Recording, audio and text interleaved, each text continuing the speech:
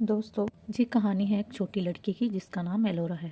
एलोरा एक ऐसे महल में रहती है जहाँ की दीवारें उदासी उगलती हैं।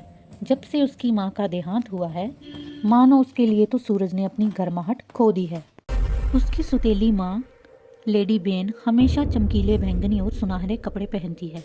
ये वो रंग है जो उसने एलेरा की बचपन की यादों से चुराए हैं।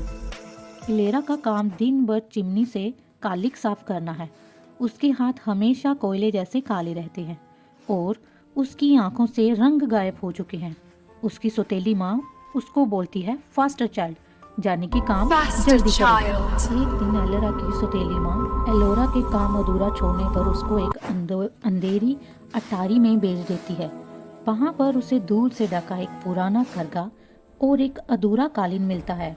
जैसे ही एलेरा का एक आंसू चांदी के धागे पर गिरता है तो उस करगे से एक रोशनी निकलती है। ये सिल्फा है, एक ऐसी आत्मा जो रेशम और सितारों से बनी है।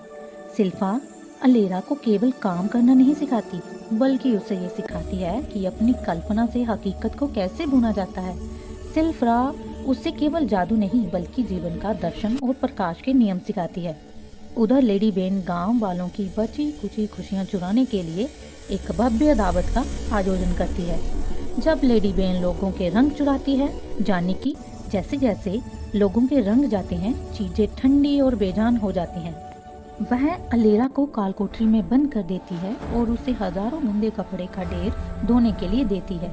फिर वहाँ पर सिल्फा जाने की आत्मा प्रकट होती है और वे दोनों मिलकर चांदी और साहस से एक जादुई पोशाक बनाते हैं। एलोरा उस जादुई पोशाक को पहनती है और उस दावत में चली जाती है। उस दावत में एलोरा केवल नाचने नहीं जाती, बल्कि उसका मकसद लेडी बेन के द्वारा लोगों के चुराए हुए रंगों को आजाद करना है।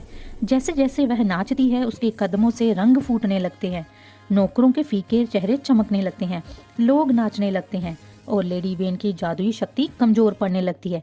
अंत में प्यार और जादू की बुनावट से पर पूरी दुनिया फिर से रंगीन हो जाती है। उसके बाद जब भी एलोरा मुसीबत में होती है तो सिल्फा आकर उसकी हेल्प करती है। दोस्तों, आपको ये वीडियो कैसी लगी कमेंट में जरूर बताएं and do subscribe my channel. Thank you.